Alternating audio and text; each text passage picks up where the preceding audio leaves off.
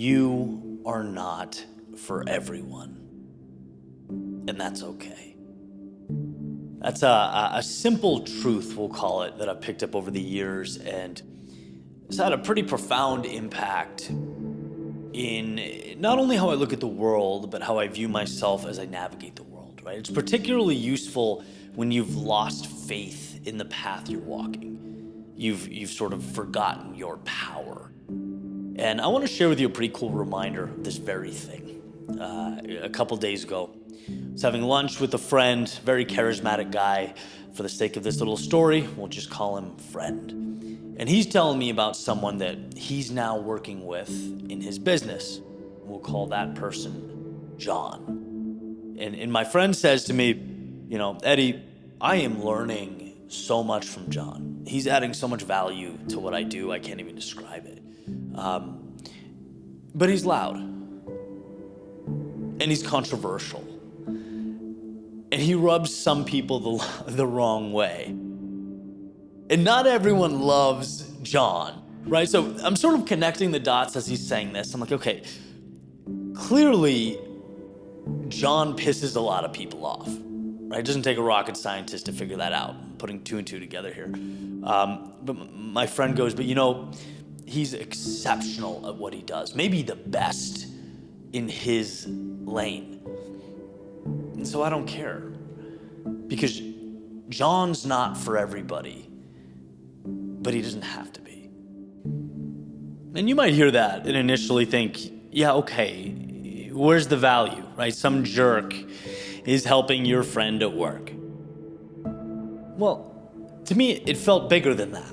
It felt like fate was screaming that ever-important reminder to focus more on extreme authenticity than trying to reverse engineer what other people might say or think. It's like, stop trying to manufacture their reaction, because when you're you, the reaction is out of your control and not your problem. Love John or hate John, he is 1000% John. And because of that, he'll find his people.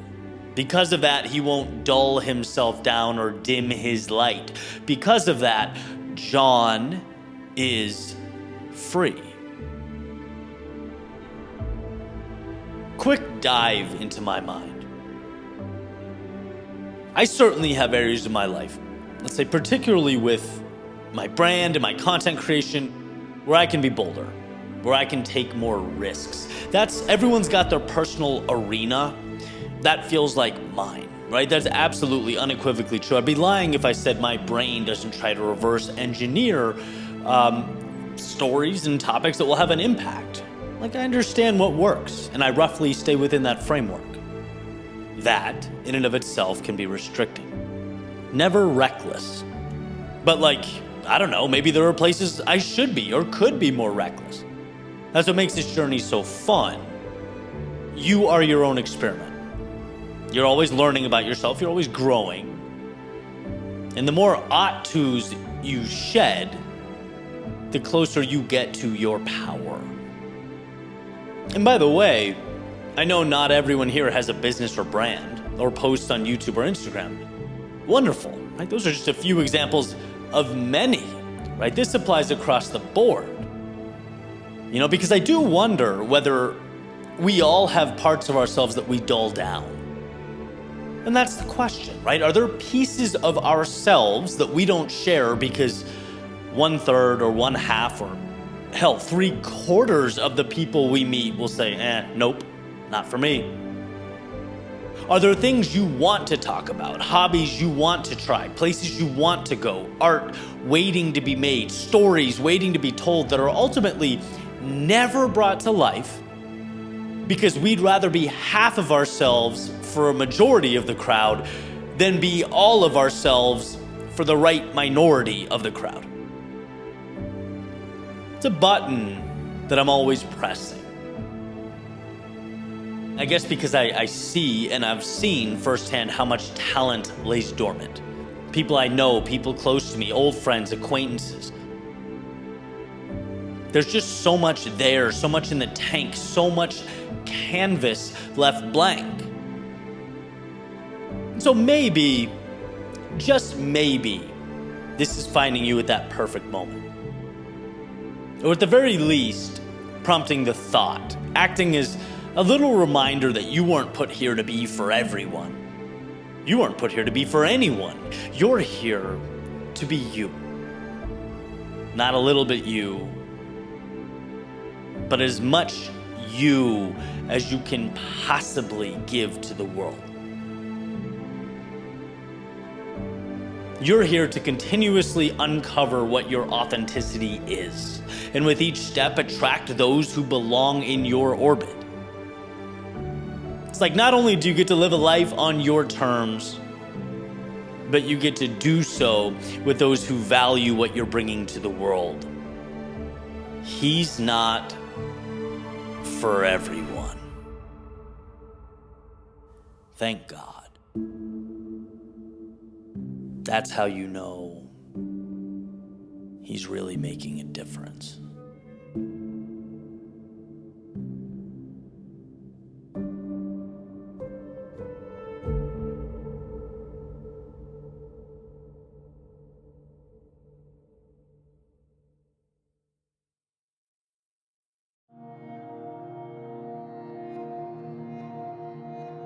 %80 of life is simply showing up. Because no matter what you do, and this is such an interesting truth, it's like no matter how much you love what you do, there are days where you just aren't in it. You just mentally, and maybe even physically, you're just not there. And those are the days when it's most important to start. And the expectation doesn't need to be the world. The expectation doesn't need to be that it's something game-changing or revolutionary, but the expectation has to be that you are the kind of person that even when you don't want to, you sit yourself in front of that computer and you just start typing. And maybe nothing comes from it, maybe something does, but you showed up. You know, when it was most difficult, you showed up. And the interesting thing is that sometimes that situation is exactly when the best stuff comes. You know, believe it or not, when we don't want to be there, or we're really using, all the discipline we have left in our body to make it happen, great things come from those moments. You know, it applies to every single thing we do. Like all of these concepts, you know, we're all different. We're all, in different worlds with different narratives, different stories, different priorities. But, that will always be a commonality. There are times when you don't want to do what you most need to do. And the ability to, and actually, I'm going to backstep, like, it is an identity thing. It is seeing yourself as that. The person that makes it happen. The person that finds it within themselves to show up, to be there, to just do something to get the ball rolling. Let's look at this one simple, singular concept. You can always be doing more than you're doing. Whether you're sitting there or whether you are in a world of hurt, going through hell, there is a way to level up. There is a next level. There's something more. There is the next stair in the staircase. And sometimes we just simply need to be reminded that, because the default is comfortable. Even when you push yourself to a level you've never pushed before. Well, guess what? The ceiling becomes the floor. Your new normal, you adapt very quickly. And sometimes you need that whispering in your ear, hey, you're comfortable. You can do a little bit more. You can always do a little bit more. There's no rule that says you can't be 1 second faster. There's no rule that says you can't push a little bit harder. And, that message I keep in my back pocket, because every time I draw from it, I improve. My life improves. And, if you have aspirations, which I know everyone listening to this or watching this does, right? That's why we watch this content. That's why I create it.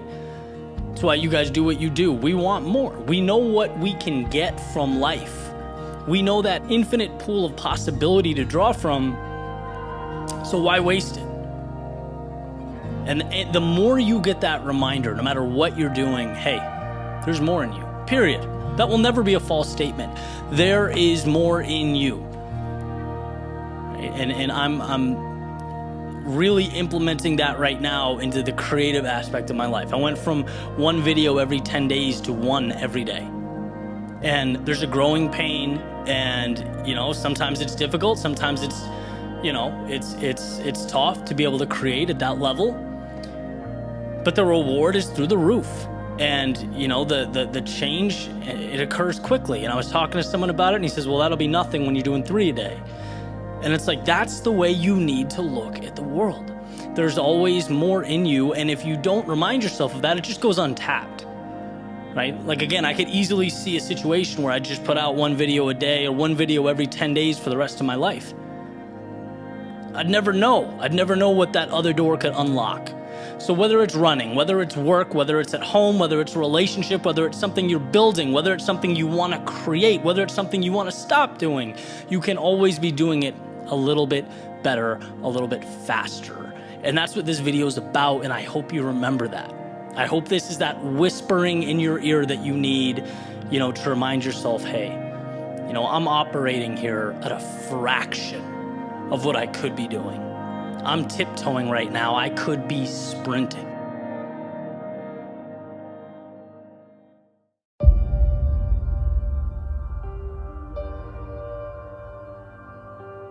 It's in our moments of greatest distress that we must find it within ourselves to see that which is difficult to see. It's when things seem hopeless, tragic. It's when we feel lost that we forget a universal truth. Behind every struggle, no matter how big, there is a win, an answer, an opportunity for recreation. See, it's very easy in the midst of a storm to forget that it will pass. The dark skies block out the light, so we forget the warmth of the sun. And the wind and the rain, it forces us inside, so we forget the perfection that is simply breathing in the cool air. We forget that all storms have one thing in common. They come and they go. They are temporary. And what they leave is hope, answers, the clearest, brightest of skies. See, I'm not asking you to see something that's not there. I'm not asking you to imagine or live a life of make-believe. I'm reminding you of what you already know exists behind those clouds. Better days, your solution, your victory. I'm asking you to look to precedent. Because every day leading up to now has had its adversity. The road to the current moment was paved with trials and tribulations, and what you've done every day until now is figure it out. Find a way. How many times do you have to prove to yourself that you have what it takes, that you'll be okay, that within the depths of your soul are answers to any and every problem that you face? I know things aren't easy. Maybe they even seem bigger, scarier, more overwhelming than they ever have. But as adversity grows, so does your resilience. And I'm not sitting here giving you something new or an answer you didn't already possess. All I'm doing is reminding you how incredible you are, how much you've already overcome, and how capable you are of conquering whatever is next. Sometimes in life, the difference between okay and great, or stagnation and growth, it is only a change in perspective. It is how you look at the world and your place within it. That little voice in your head reminding you that you are capable of things beyond your current comprehension, that your perceived best is a fraction of what you're capable of. Reality is manageable. It's always manageable. It's the fear that if we let it, will be our demise. And life's too short to bow down to a monster that doesn't even really exist, that we created ourselves. So let's commit to being the ones who find calm when others panic, and see opportunity where others see hardship, and see what can be gained when others remain fixated on what has been lost. I love to simplify, to find clarity in that which appears overwhelming and complex. So here's the formula. You minus negative thoughts equals infinite possibility.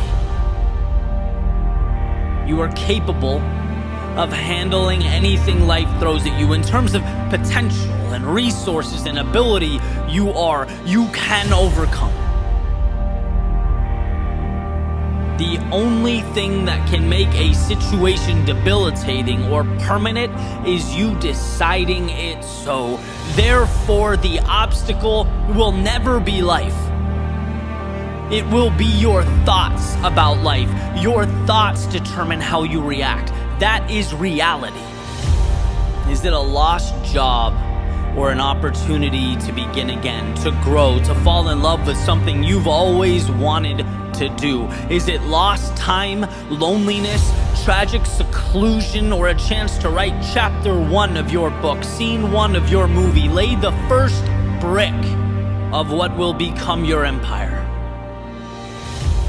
I've been sad and I've been happy, and I've been broke and I've had money, and I've felt alone and I've felt loved. But through it all, every step, every trial, every tribulation, I've come out stronger, battle-hardened, cognizant of the fact that happiness was a choice. Money is reacquirable, that some people go, but the ones that matter stay a part of you forever.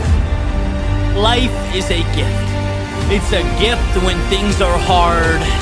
It is a gift when they are easy. It is always a gift.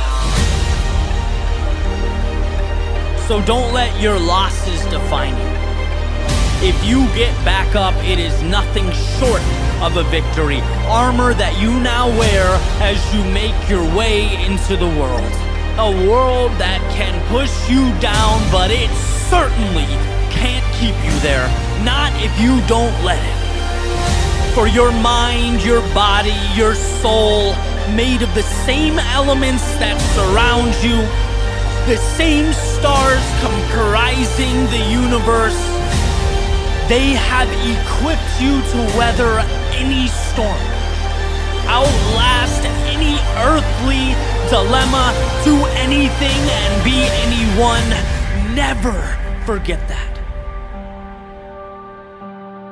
Never forget who you are.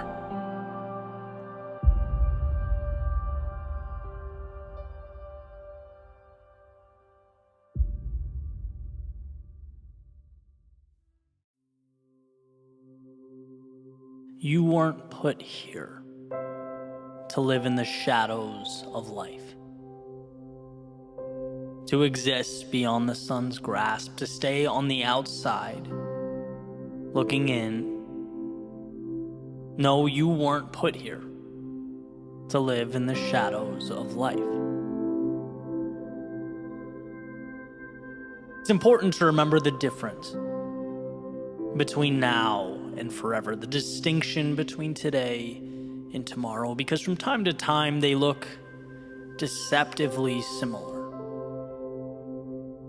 Especially when we inevitably find ourselves in the darkest of times. When despite our best efforts, our world is reduced to shadows, void of hope. when tomorrow and today have merged into one endless entity. It always seems to be in these times that we forget that right now is just a moment, not an assigned permanence, but a bridge to something great. As Viktor Frankl says, if there is meaning in life at all, then there must be meaning in suffering. We all suffer, we all hurt, we all go through periods of time where we can't see or hear or feel anything beyond the darkness we find ourselves in, but it's there. Darkness cannot be defined without light. It's in the definition. Darkness is a partial or total absence of light. They need each other, darkness and light. The one thing that can bring darkness to its knees is out there, everywhere, all around it. And if there was ever a reason to be hopeful, enthusiastic, if there's ever a reason to believe, it's that a new life is always a light switch away. It's that darkness is as temporary as the day. And the antidote requires only that you believe it to be true. Only that you find the resolve to reach 1 foot out, to remind yourself of the sun's warmth and the infinite beauty of a world beyond this temporary darkness, because you weren't put here to live in the shadows of life, but to re-emerge like a rocket through the Earth's stratosphere, to swing from star to star like life is a playground and you make the rules. And I think when we look back, we'll be nothing but grateful for those times of darkness. They, in a sense, prepared us for the road ahead by giving us what we need most: perspective, life lessons, a roadmap to follow. Because you don't appreciate the light, the sun, the clear blue skies, the wind on your face, the sound of the waves, the chirping of the birds. No, you don't see the beauty in any of that until, even if for a moment, it is taken away. You don't learn about life's abundance until you come face to face with scarcity. You don't learn to give until you've had your world taken away. You don't learn to love until you've experienced heartbreak. You don't learn courage until you've been overcome by fear. You don't learn to grow until you've been truly stuck. You don't learn to believe until you've looked in the mirror and doubt peers back. You don't know who you are until you learn what you're not. See, everyone finds themselves having wandered into the dark, sometimes of their own volition, sometimes of fate. But like leaves changing color in the fall, the earth on its journey around the sun, a wave emerging and falling back into that which it came, it is not an end, but a beginning. Life's way of preparing us for what's to come, introducing us to the infinite possibility of tomorrow, because you weren't put here to live in the shadows of life, but to emerge from them, to light up the world. No, you weren't put here to live in the shadows of life.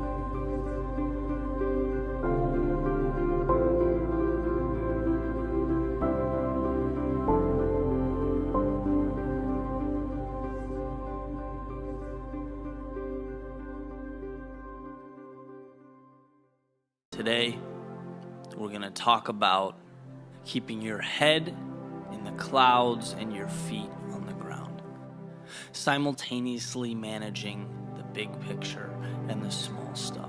Non-stop belief that things will work, that there's an answer, that you're ultimately going to get there, and that you won't quit until you do. while also being brutally honest with the facts on the floor, the reality around you. A lot of times I think there's a tendency to conflate positivity with a detachment from reality. But they're very different things. Right? You need them both for success to unfold. You need the big picture, and you need the minutia, the steps, the little things that add up over time. In the book Good to Great, Jim Collins calls this the Stockdale principle, where Admiral Stockdale, I think at the time Commander Stockdale, was shot down during Vietnam. He was prisoner of war for over 7 years in Vietnam, and it was just obviously a brutal experience. And one of the things that helped him survive was being painfully pragmatic, while also knowing in his soul, right, with every ounce of his being, that he would ultimately get out, that the men he cared about and helped so much would ultimately get out. And so when Jim Collins is interviewing him, he says, Admiral Stockdale, what differentiated the ones that made it and the ones that didn't? And the answer is incredibly surprising. He says optimism. Because the people that were overly optimistic said, we'll get out by Christmas. And Christmas comes and they don't get out. And then they say, okay, well, fine, we'll be out. We'll see our families by Easter. And Easter comes and they're still there. Okay, maybe next Christmas. Next Christmas comes, nothing changes. He says those are the people that died of a broken heart. There was too big of a gap between the reality, the components needed to progress the way they wanted to progress and the way they were thinking. You have to be willing to look in the mirror and diagnose a situation. That's applicable to business, it's applicable to your personal life. Dream big, step small. Believe, but act. Be cognizant of the world around you, the reality that you're living in. You can't change something that you don't understand intrinsically. You can't progress if you haven't analyzed something. And this is not about your capabilities. This is never a call to doubt yourself. It's to be strategic. This is just saying that you need to understand the realities so that you can improve upon them. If you want to be the next Michael Jordan, that's a huge ask.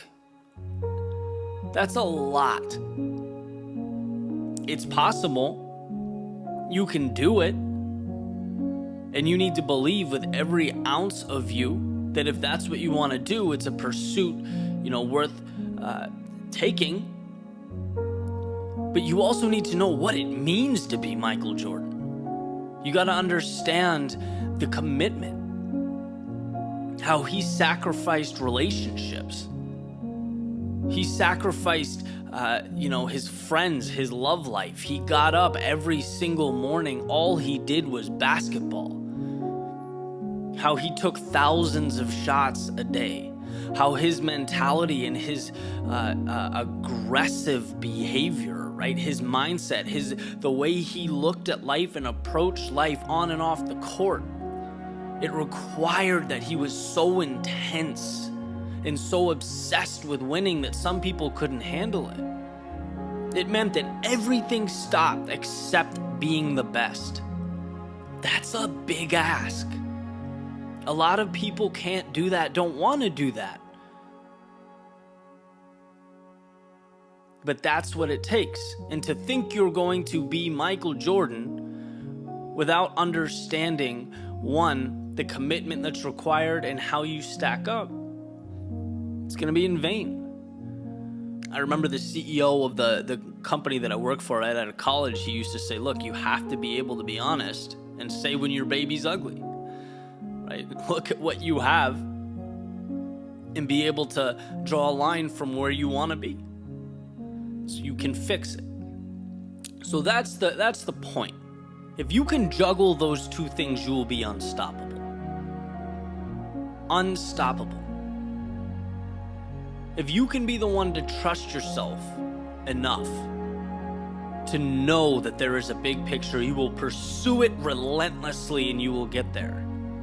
If you can take that and you can marry it to the little things, right, to the awareness, to promising yourself that you will continue to analyze, assess, and do what needs to happen on the ground, that you will be realistic, you will be pragmatic. When things fail, you won't sugarcoat it.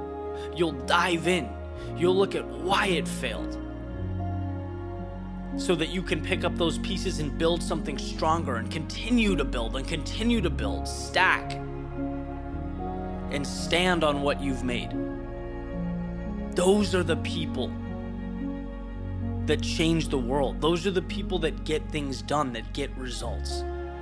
Dream big, step small. See you tomorrow.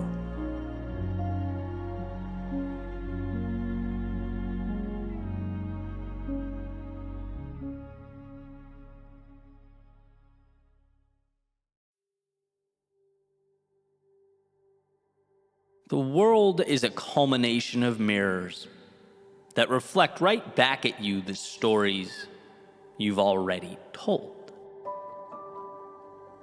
It doesn't seek to change, alter, or adjust. In fact, it doesn't do anything. It's neutral. It is simply a collection of parts waiting to be put together. A series of characters awaiting a story. If you're hopeful, you'll find contained within your surroundings hope. If you're hateful, you'll find hate. Loving, you'll find love. Optimistic, you'll find optimism. And skeptical, you'll find doubt. Life reflects your preconceived notions back at you, which is technically great news, right? I can't think of anything more empowering than the idea that we decide what the occurrences around us ultimately mean. And I'm not suggesting that if one closes their eyes and dreams, life becomes free of problems or obstacles. I'm saying when our walls fall, we get to decide what that means, if, when, and where we build again. And this is evident in the fact that some don't look for value, hence the proclivity to walk right by it. Others teach themselves to seek it out, even in the most unlikely of places. We'll never be able to control the weather, but as Bob Marley famously put it, some people feel the rain, others just get wet. In a lot of ways, we don't get to choose what the world around us looks like, but are given the power to decide what it all becomes, which is the precursor to change, to a life of freedom and abundance. The ability to interpret is monumental. It is strength. Because there will be a time when life becomes difficult, when you lose your way, and it becomes evident in those moments just how easy it is to find the negative, to see why you can't go on, why your adversaries are too strong and too numerous.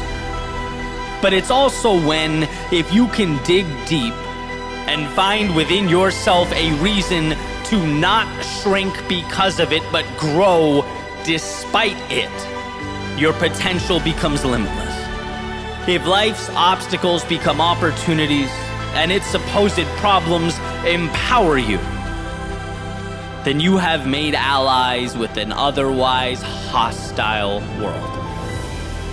You have disarmed the only thing capable of slowing you down, you, and opened the door to a world of possibility.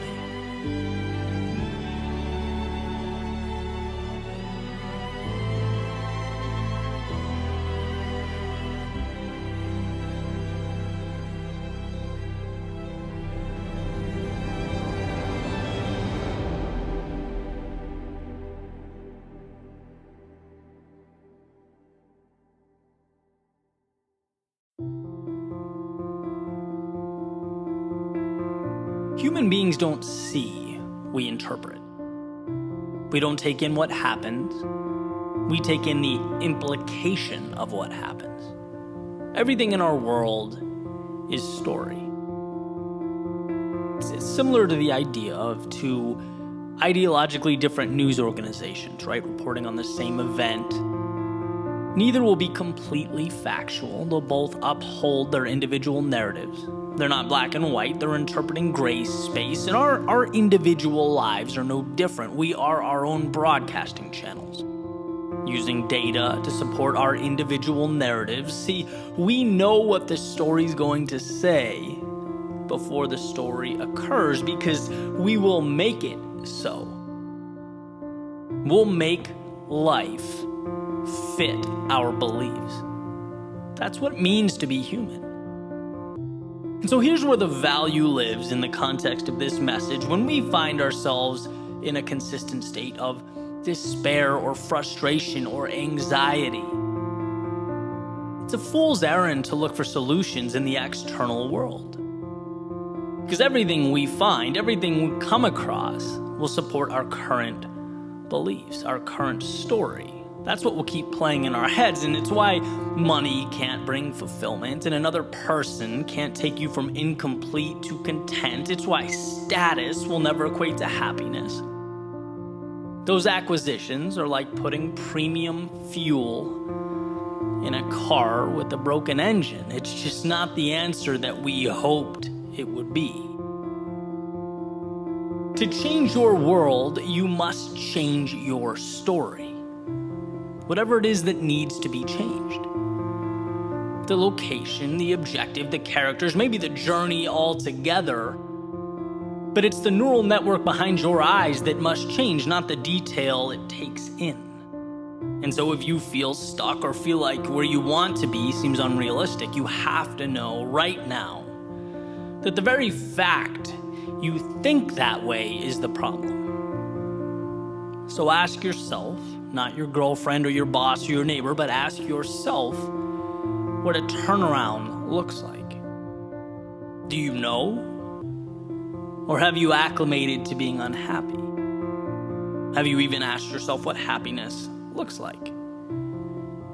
Or is your personal broadcasting channel so hell-bent on ensuring your life outlook stays the way it is that it's not even paying attention to the data it takes in? See, I believe wholeheartedly that the first step in any facet of transformation is remembering that you have control, that things in your life that bring you down or hold you back can be changed. In fact, the very things working against you can work for you. But you have to be aware. You have to think about it.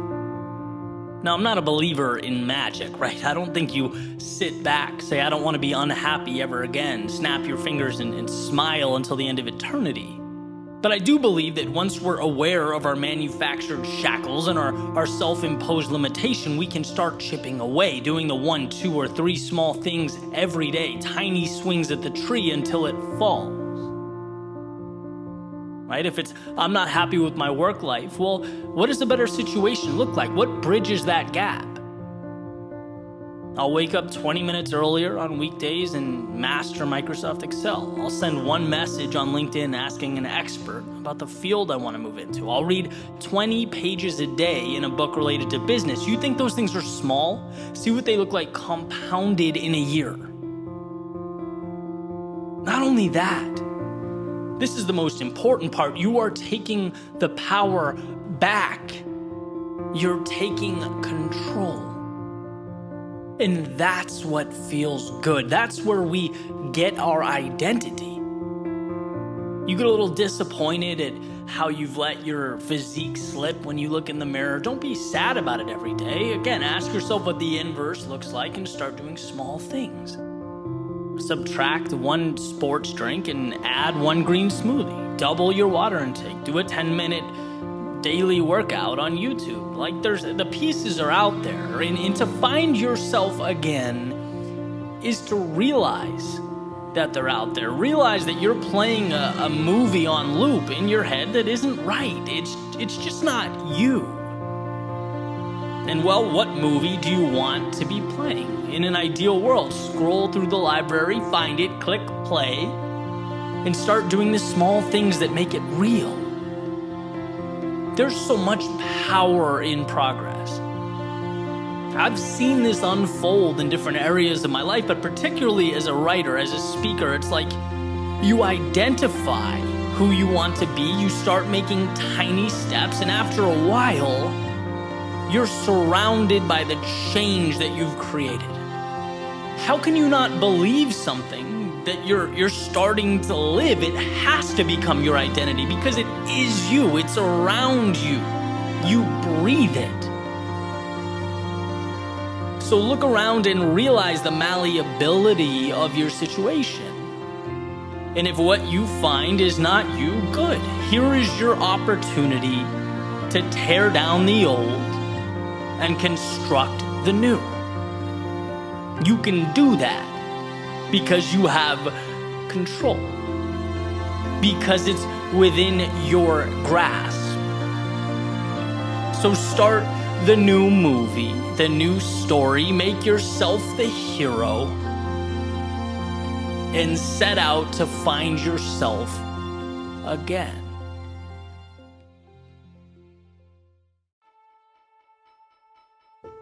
What's one thing I wish I knew when I was younger that I think people could benefit from today? What single piece of information could have the biggest impact? And I spent some time thinking about this question, and the more I think about it, the more the answer becomes incredibly apparent. It's that you are in control of your own life, your own destiny, your own future. And when you take accountability for yourself, life changes. Period. And if you thought that was obvious, I would advocate taking a look around. Maybe a stroll through social media, the Twitters and Instagrams and TikToks of today. And no, that's not the real world, but it's certainly a microcosm of the real world. What do you see? Well, you see chronic blame. I don't like where I'm at or things are, so that must be your fault or their fault or someone else's fault. You see people looking everywhere but in the mirror, actually seeking out victimhood, because that's what brings the attention. That's today's currency. It's much easier to be the victim than the hero, because being the hero means you have to sacrifice something. It's people saying the news or some institution or the federal government is the problem. And if those things would only change, then we'd be good. Let me explain why I think this mentality is self-sabotage, and why I would take younger me by the hand and I would say, listen to what I'm about to tell you. Where you start is often outside of our control. Let's be real, life is not fair. We don't all get dealt the same hand. But this next part, as I once heard Will Smith articulate beautifully, is the same for everyone. What you decide to do about it right now is what matters. And that is the control that we all have. It's not your fault where you start, but it's your responsibility to choose where you end up. You can shake your fist at the sky, or you can start building a life that matters to you. It's easy to blame the world, to be the victim, at least in the short term. But a fulfilling life is about meaning, about fighting for something valuable, about evolving into the version of yourself that you always knew in your heart you could be. You just had to unlock. See, no one down the road was ever happy with themselves for blaming the world while they bitterly remained stagnant. I would say to a younger me, worry less about how you're perceived and think more about who you are, what you're capable of, because that you can always control. Stop losing yourself in the news or whatever the narrative of the day is. That has nothing to do with your progression, has nothing to do with your very next step. So So sure, be informed, but do more, consume less. Because by and large, it's a distraction. And I would say the government, which has become the crux of our discourse today, transforming into a modern day religion. Look, the government's job is not to give you anything. It's there to protect what's inherent to you already. Your right to live life on your terms. See, satisfaction, it will come from good habits. It will come from self-belief. It will come from taking risks and failing and learning. It will come from the courage to step out into a world that's completely unknown. It will never come from a self-interested politician or body in Washington, red or blue. So stop whining about political optics and focus on where your 2 feet are taking you right now. Because I promise, in the grand scheme of things, that's what matters. That is your strength. Expecting someone else to come along and change your life is like screaming into an abyss. I would say to my younger self, when you start looking around and seeing what everyone else has, and beating yourself up for not being as good or feeling like you're behind, look, it's great that their success motivates you, but dwelling on it won't make your life better. Life is a race between you and you. It's a fight between yourself and those thoughts that constantly knock on the door, looking to settle into your psyche. If you defeat that demon, you'll be where you want to be, regardless of where others are. You're right where you need to be, so keep your head up and keep moving forward. I'd explain that to become something more, to change, requires a sacrifice that feels so substantial, so big at first, that it bullies most people into staying right where they are. That to become something new, you have to learn to play the fool, to get humbled. You have to change your relationship with short-term failure. And that's not easy. But taking control of your life is not supposed to be easy. Only worth it. They're different. And I can certainly look back at my own life, think about the times where I was so busy pointing out that I didn't even think to point the finger at myself. I was so worried about life being unfair that I existed in this temporary state of paralysis, the whole time not knowing that I could have been stepping forward. Could have been tapping into the single greatest power I possess, control over my own life. See, every time you feel anger or the need to blame those around you, you're taking the spotlight off of what matters and placing it on things detrimental to where you want to be, to your journey and your future. Even the most unjust, arbitrary things. Let's say you didn't get that promotion you were beyond qualified for, or you were mistreated by someone, or things didn't go the way you wanted them to. You can fill in that blank, but refusing to blame others and immediately taking responsibility, again, even in a situation like that, it gives you one of the greatest advantages in life. It gives you that gift of control. You can now assess the situation. You can now ask yourself, hey, what can I do to change this? You can delve into the why, find the lessons and the value. You can come back and reapproach this thing stronger. Because to blame others, to take on that role of victim, it's essentially living life in the passenger seat. It might be easier, might be less work, less responsibility, but what you never have is control over where that car goes.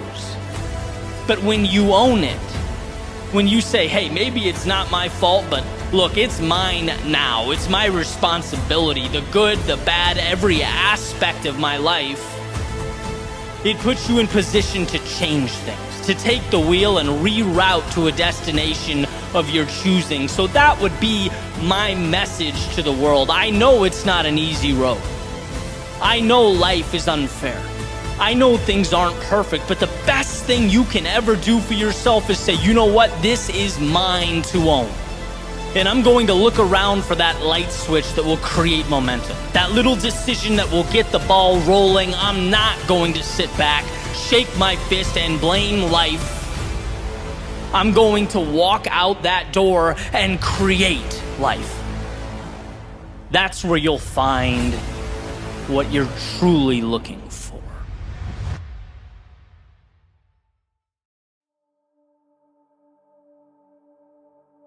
One of life's greatest lessons is that yesterday is only as powerful as we allow it to be.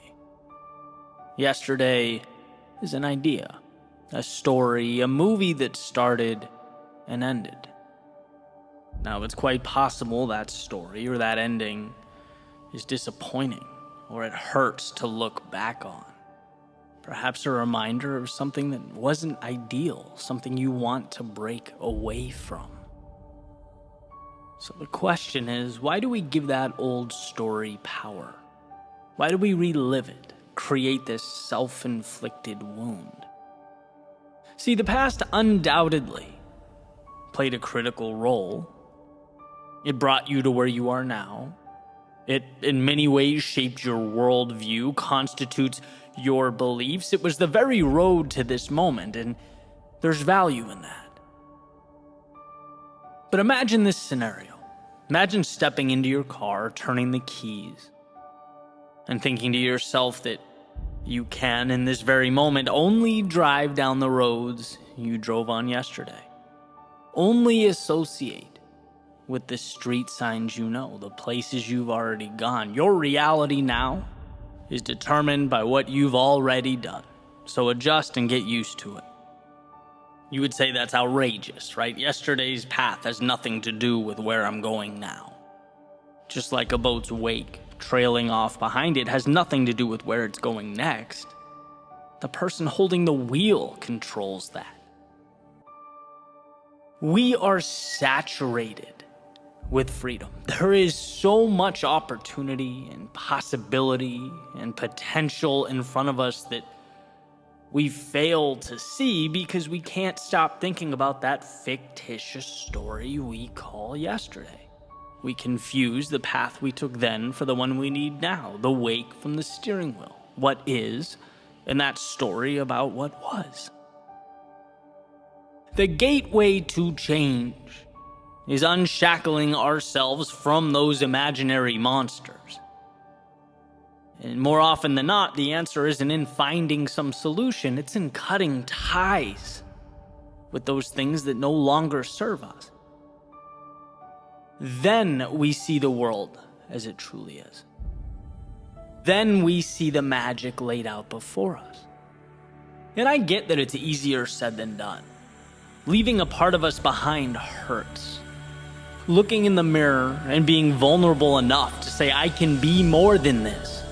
It's not easy, but it's possible. And everything starts with how we see ourselves. And when we remain captives to the past, everything about who we think ourselves to be is outdated. We're neglecting one of our superpowers, the perpetual ability to restart. And one of the most important conversations I've ever had was on this topic. It seemed trivial at the time, but I was having lunch with a friend, and we're talking, and I mentioned to her that I was full. And she goes, well, then why are you still eating? And I'm like, because I paid for it, right? I wanted to get my money's worth. And she says in a very, pragmatic way, Eddie, just because you paid for it doesn't mean you need to eat it, right? It's a sunk cost. Why don't you move on? And the whole thing seems silly, right? It's like, yeah, if you're not hungry, don't eat. Move on. But in the grand scheme of things, how many of us keep on consuming that which doesn't serve us? How many of us stay too long when we should be letting go? We let the path behind us dictate the one before us.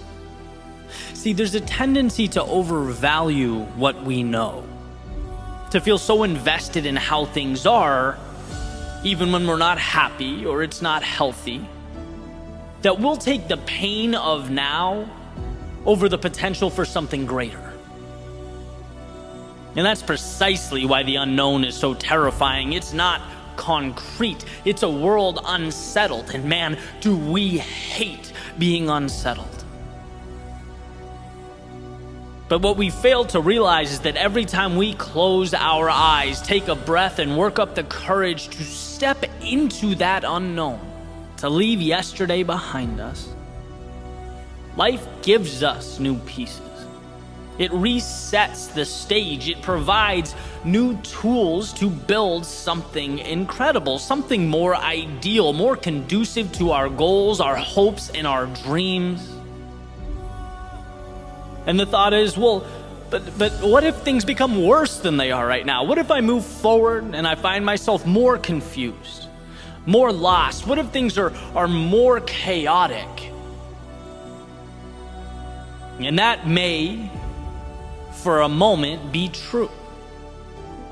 But what we do is we adjust. We learn things we never knew. We see things through a lens that we never could. Touch things that we never thought existed. It wasn't in staying, but in leaving, that we rediscovered who we were meant to be. That we allowed our truest selves to flourish. And worst case scenario, contrary to popular belief, it's not that the world ends. No, the worst case scenario, should you find the courage to move forward, is that you end up right back where you started. A little more confident, a little bolder, and better prepared to live this life like you never had. All that's needed is for you to convince yourself that there is more.